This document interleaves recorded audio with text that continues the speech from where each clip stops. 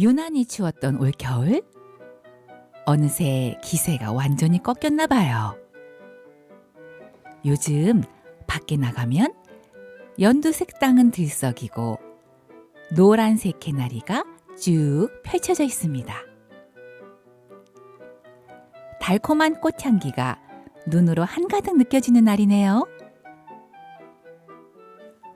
혹시 설렘과 반짝이는 이 시기에 빛나는 사람들 속에서 나 혼자 어울리지 못한다고 생각하시나요? 그렇다면 걱정하지 마세요. 당신은 오늘 옛 이야기 속의 지혜를 통해 마음의 키가 튼튼해져 있는 것을 느끼실 겁니다.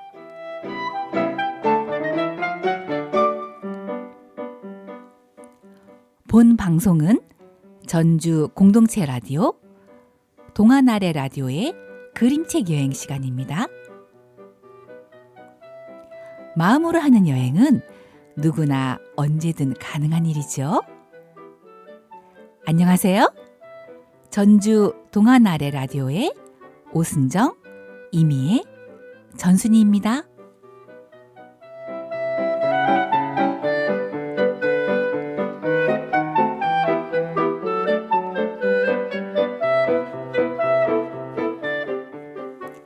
첫 번째 코너, 띵동띵동. 내 마음을 너에게. 선생님들 안녕하세요. 네, 안녕하세요. 안녕하세요. 선생님들 요즘 어떻게 지내고 계세요? 먼저 순이쌤은요? 저는 전주시에서 운영하는 어린이 창의 체험관에서 아이들과 즐거운 시간을 보내고 있어요. 인형극도 하고 있고요. 인형극 어디서 공연하세요?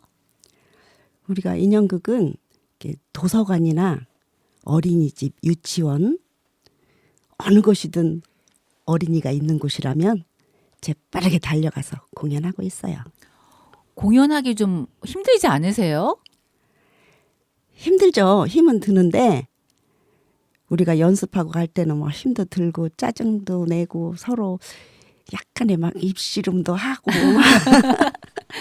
그러는데 막상 공연장에 가서 할 때는 너무 아이들 호응이 좋아서 언제 그랬냐는 듯이 다 잊게 돼요. 아, 그러시구나. 네. 너무 멋진 일인 것 같아요. 그러면 미애쌤은요? 미애쌤은 어떻게 지내고 계세요? 저도 바쁘게 지내고 있죠. 그러실 것 같아요, 선생님도. 올해 또 대학교도 다니고 있고 우리 마을 통장이 되어보려고 준비도 하고 있어요. 통장이요? 네. 와, 그 통장이라는 것이 진짜 너무 힘들다고 하던데 그거 어떻게 그런 걸 하려고 생각을 했어요? 물론 힘들겠죠. 그런데 저는 한 10년 전부터도 우리 동네에 어떤 분들이 살고 계신지 무척 궁금했거든요. 그래서 도전하게 됐어요. 저는 선생님 어느 대학 다니시는지 그게 궁금한데 어느 대학 다니세요? 전주 기전대요. 기전대학이요? 네. 그럼 무슨 과 전공하시는 거예요? 좀 말이 어려워요. 잘 들어보세요. 네. 사회적, 경제, 인재, 양성과요. 뭐 배우세요, 스님? 저도 처음에는 참 어려웠어요. 입에 척 달라붙지도 않고 그래서 참 힘들었는데 그리고 그 과에 딱 들어가니까 도대체 이게 무슨 수업일까? 어렵기도 하고 처음 들어보는 단어들이 너무 많이 나와서 이거 잘 선택한 거 맞아? 뭐 이런 생각도 많이 들었어요. 정말 배움의 길은 끝이 없는 것 같아요. 그렇죠? 그런데 순정쌤은요? 저는 뭐 아이들이랑 함께 뭐 수업도 하고 있고, 그리고 올해 진짜 목표로 삼은 게 몸짱 만드는 게 목표라서 운동 좀 열심히 하고 있어요. 그런데 선생님들 보통 봄에는 입맛이 없어서 좀 식욕이 없다고 하잖아요. 그런데 왜 저는 식욕이 떨어지질 않아요? 저도 봄 되면 식욕이 왕성해져요. 지금도 겨울에 먹던 고구마와 식혜가 막 생각나는 거 있죠. 고구마 식혜 정말 맛있죠. 그리고 고구마 식혜하면 생각나는 거. 옛날 얘기요. 저희가 소개할 이야기도 옛날 얘기죠. 네, 냄새값, 소리값이라는 전래동화예요. 냄새값, 소리값이요? 오? 냄새랑 소리에도 값이 있나요? 물론이죠. 이 책은 우리 조상들의 지혜와 재치가 담뿍 담긴 이야기랍니다. 한번 들어보시겠어요? 와, 빨리 들려드리고 싶네요. 우리의 이 마음을 누구에게 전달하면 좋을까요? 실은 전에 우리 손주한테 들려준 이야기예요. 그때 제 생각으로는 우리 아이가 지혜로운 아이로 컸으면 하는 바람으로 읽어준 책인데요. 다른 아이들도 이 이야기를 듣고 감동을 받았으면 하는 마음이에요. 선생님 손주 몇 살인데요? 지금은 많이 자라서 초등학교 5학년이에요. 벌써 그렇게 컸어요? 네, 저 같은 경우는 작은 도서관에서 아이들을 대상으로 수업을 하고 있는데 아이들에게 어린이의 지혜를 들려주고 싶어요. 그렇구나. 저는 저희 아이들은 좀 다 컸고요. 실은 저희 아빠가 좀 아프셔서 집에서 요양 중이신데, 딸 목소리를 들으면서 조금이나마 즐거움이 되는 그런 시간이 되었으면 하는 바람입니다. 그러시구나. 효녀시네요. 아니에요, 선생님. 절대로 아니에요. 두 번째 코너. 떠나요. 이야기 속으로.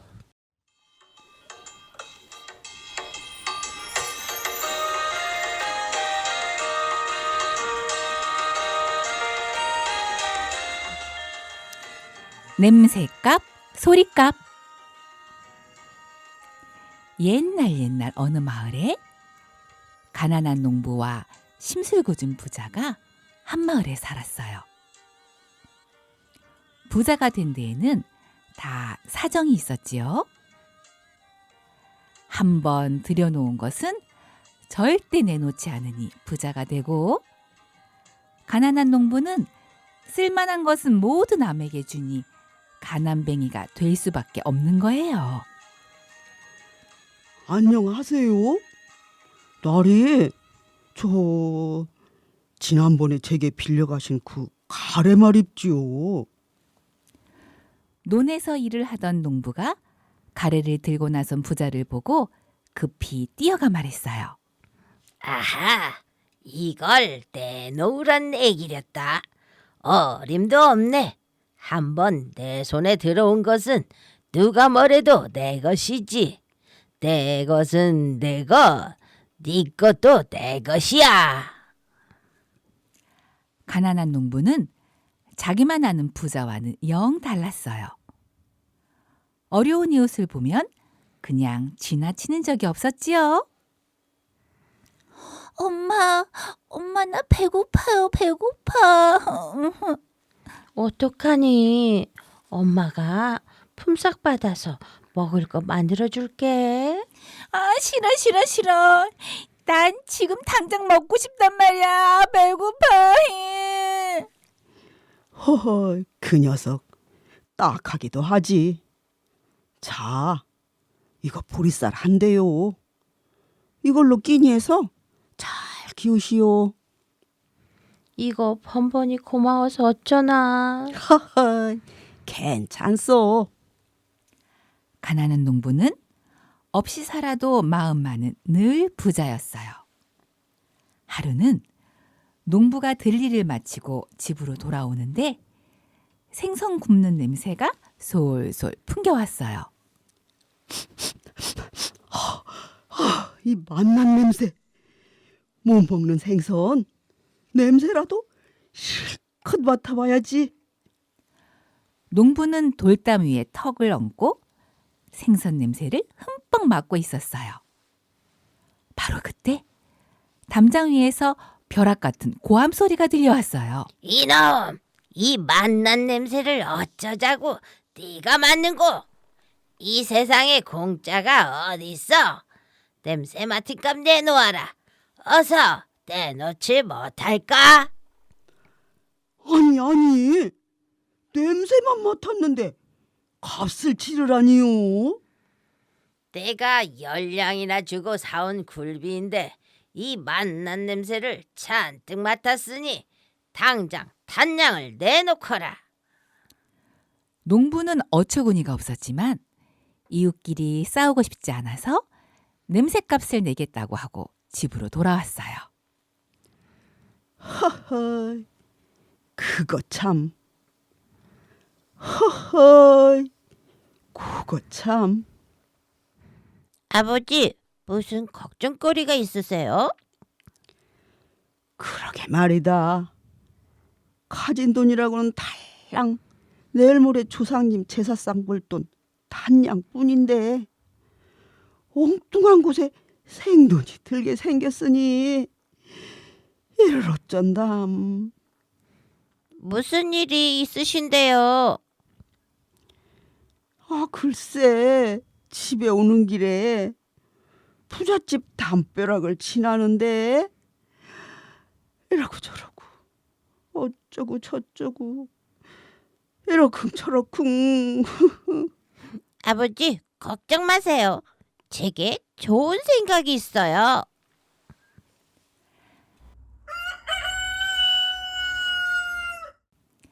날이 밝자 아들은 돈 단량을 들고 기와집으로 갔어요. 세상에 무슨 냄새값을 받겠다고 저러시나? 아, 기와집 부자는 눈으로 본 값도 받는 구두쇠 아닌가? 농부의 지혜로운 아들이 잘 해결하고 올 거야. 이웃 사람들은 두런두런 걱정을 하면서 초가집 아들을 따라갔어요.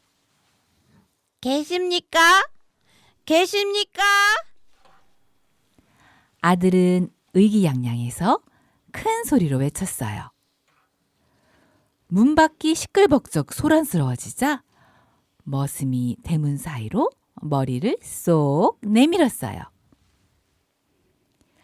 일이 있거든 들어와서 말할 것이지. 네가 누굴 보고 나오라는 거냐? 일은 내가 아니고 너희 집 주인이 있느니라.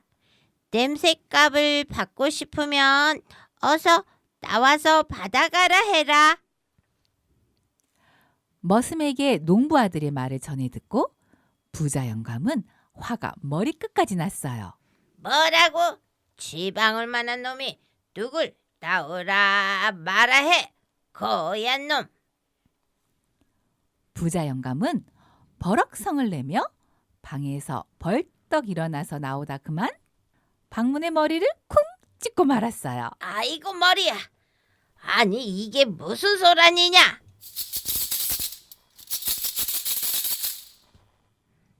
나리, 소리 잘 들으셨죠? 전 이만 갑니다. 쌩. 어른을 놀리는 이런 고얀 놈을 봤나? 네 이놈, 관가로 끌려가 엉덩이를 철썩철썩 맞아야 정신을 차리겠구나. 부자 영감은 아들을 끌고 관가로 갔어요. 사또, 글쎄 이놈이 냄새값은 주지 않고 짤랑짤랑 돈주머니만 흔들고 가지 뭡니까? 그게 무슨 소리냐? 냄새값이라니? 사또가 묻자 영감은 처음부터 끝까지 어찌된 일인지 낱낱이 이야기를 했어요. 사또는 부자 영감의 이야기를 다 듣고서는 고개를 끄덕거리며 아들에게 물었어요. 너는 어째서 냄새값을 가지고 가서 주지 않았느냐? 저는 분명히 냄새값을 주었습니다. 사또, 저는 냄새값을 받은 적이 없습니다. 부자 영감이 억울한 표정으로 사또를 바라보았어요. 사또, 영감마님은 아버지에게 생선 냄새를 맡았다고 냄새값을 내라고 했어요. 그렇다면 동전 소리도 값을 매길 수 있는 게 아닐까요? 저는 영감마님께 동전 소리를 들려드렸어요. 냄새값을 소리값으로 낸 것이지요. 아들의 말에 사또는 무릎을 탁 쳤어요. 옳거니 네 말이 맞구나. 영감은 들어라. 네가 괜한 일로 관가에 찾아와 소란을 피우고 아무 잘못도 없는 사람들을 괴롭혔으니 그 죄값으로 쌀 10가마를 내놓아라. 아이고 사또, 10가만이라니요. 그럼 곤장을 맞겠느냐? 사또의 호통에 부자 영감은 기어들어가는 목소리로 말했어요. 아닙니다. 쌀을 내놓겠습니다. 지혜로운 아들을 둔 농부는 쌀 10가마니를 받아서 동네 사람들과 나누고 조상님 제사도 잘 지내고 잘 살았답니다.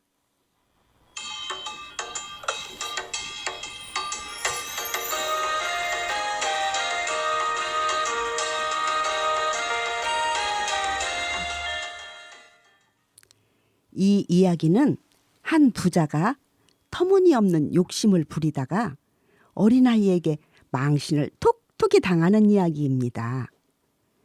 가난해도 배고픈 사람을 도울 줄 아는 초가집 영감이 어려움에 부딪히자 여러분들도 안타까웠을 거예요. 그러나 걱정하지 마세요. 우리 옛날 이야기는 남을 돕고 사는 사람에게는 항상 행복한 결말을 가져다 준답니다. 세 번째 코너 톡톡. 깨알 정보통. 선생님들, 저희가 전해드린 이 이야기를 전래동화라고 하는데 전래동화가 무엇인지 좀 알려주세요. 네, 전래동화란 누가 지었는지 또 언제부터 시작되었는지 그 유래에 대해서는 알 수가 없는 내용으로 예로부터 지금까지 전해져 내려오는 이야기를 말해요. 제가 좀 덧붙이자면 전래동화의 근원은 신화, 전설이나 옛이야기, 민담, 우화 등이에요. 그리고 우리나라뿐만 아니라 각 나라마다 전래동화가 있고 줄거리가 중심이 되어 있답니다. 아, 그렇군요. 저는 전래동화 하면 옛날 이야기 이거밖에 생각이 안 났었는데 그런 다양한 이야기가 있고 전 세계에 이런 이야기가 있는 걸 좀 몰랐어요. 고맙습니다. 그리고 이 이야기가 지혜에 관한 이야기인데요. 혹시 지혜에 관한 좋은 말이 있을까요? 아, 생각나는 구절이 있어요. 이시영의 어른답게 삽시다 중의 일부분인데요. 한번 들어보실래요? 네. 지식과 지혜. 영리한 것과 지혜로운 것은 다르다. 지혜는 세월과 함께 자라난다. 오랜 경험이 쌓이고 그 경험들에서 삶의 슬기가 우러나온다. 지식과 지혜도 다르다. 지식은 책을 통해 알고 공부를 통해 터득할 수 있지만 지혜는 인생의 온갖 경험들이 응축되어 쌓여야 한다. 한마디로 말해서 인생의 내공이 무르익어 생기는 것이다. 와, 인생의 내공이 무르익은 선생님이 이런 말을 전해주시니까 더 멋진 것 같아요. 정말 그런 것 같아요. 미애 선생님도 한 말씀 해주세요. 저도 어딘가에서 들은 이야기인데요. 지식은 책에 있어요. 인터넷에 핸드폰에도 가득하죠. 그러나 지혜는 전혀 달라요. 뇌가 아니에요. 마음에 있죠. 삶에서 무르익어요.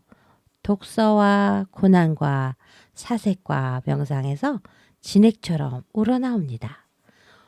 오늘도 많이 웃으세요.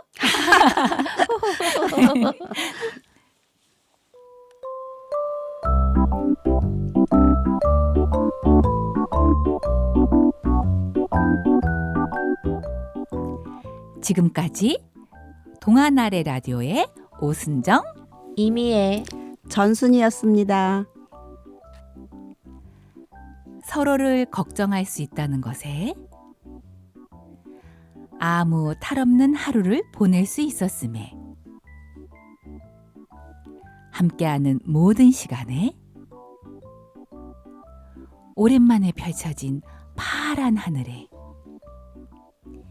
이 모든 것이 지나치게 예쁘고 감사한 오늘이었습니다. 동화처럼 따뜻하고 포근한 행복을 누리시길 바라며 다음 방송에도 재미있고 지혜로운 이야기로 찾아뵙겠습니다. 청취자 여러분, 다음 시간도 기대해 주세요. 안녕.